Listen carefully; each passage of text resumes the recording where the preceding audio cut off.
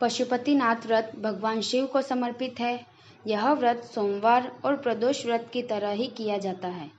शास्त्रों के अनुसार इस व्रत को रखने से व्यक्ति की मनोकामना जल्द ही पूरी होने के साथ सुखी वैवाहिक जीवन, हर तरह के संकटों का नाश होता है।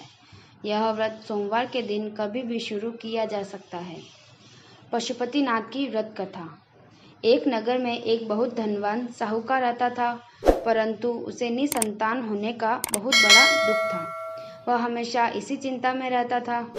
पुत्र प्राप्ति के लिए वह प्रत्येक सोमवार को शिवजी का व्रत और पूजन किया करता था, जिसकी भक्ति भाव को देखकर माता पार्वती ने शिवजी से कहा कि यह साहूकार बहुत बड़ा भक्त है। यह बहुत लगन से आपका पूजन और व्रत करता है। आपको इसकी मनोकामना पूर्ण करनी चाहिए।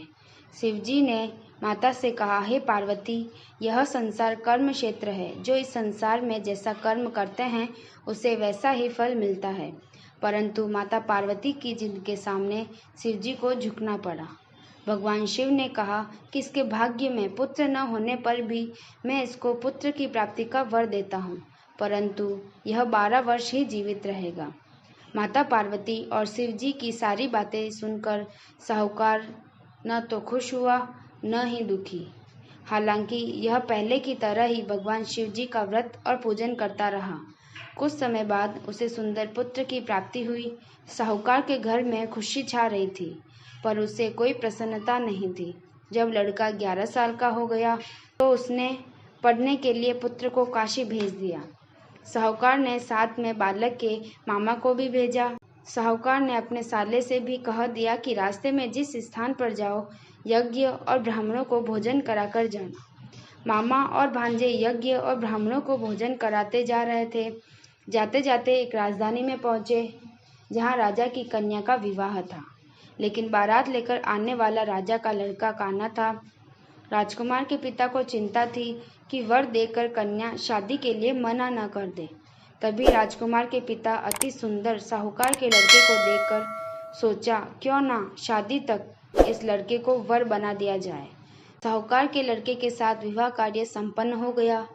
लड़के ने ईमानदारी दिखाते हुए शादी के दौरान राजकुमारी की चुनरी के पल्ले, यानी शादी में जो गांठ बांधा जाता है, उस पर लिख दिया कि तेरा विवाह मेरे साथ हुआ है, राजकुमार के साथ तुमको भेजेंगे।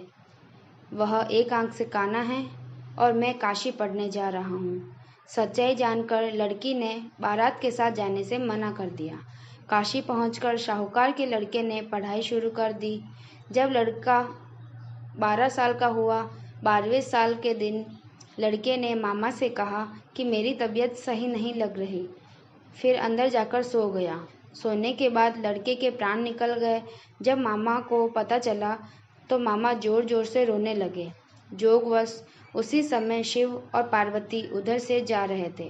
रोने की आवाज़ सुनकर माता पार्वती का हृदय व्याकुल हो गया। उन्होंने कहा कि बालक को जीवित करिए, वरना इसके माता पिता तड़प तड़प कर मर जाएंगे। माता पार्वती के आग्रह करने पर शिवजी ने उसको जीवन वरदान दिया, जिससे लड़का जीवित हो गया। लड़का और मामा यज्ञ और ब्राह्मणों को भोजन कराते अपने घर की ओर चल पड़े। वे उसी रास्ते से लौटे जिस राज्य में साहूकार लड़के और राजकुमारी की शादी हुई थी। राजा ने लड़के को पहचान लिया। वह राजकुमारी के साथ उसकी विदाई कर दी। जब लड़का घर पहुंचा तो माता पिता घर की छत पर बैठे थे और यह प्रण कर रखा था कि अगर पुत्र नहीं लौटा तो वे अपना प्राण त्याग देंगे। लड़के को देखकर सेठ ने अनंत के साथ उसका स्वागत किया। बड़ी प्रसन्नता के साथ रहने लगे।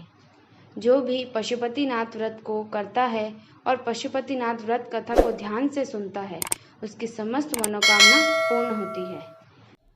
आपको यह कहानी कैसी लगी कमेंट करें। अगर अच्छी लगी है तो लाइक करें और ज़्यादा से ज़्यादा शेयर करें। ऐसी कहानियाँ सुनने के लिए इस चैनल को सब्सक्राइब करें।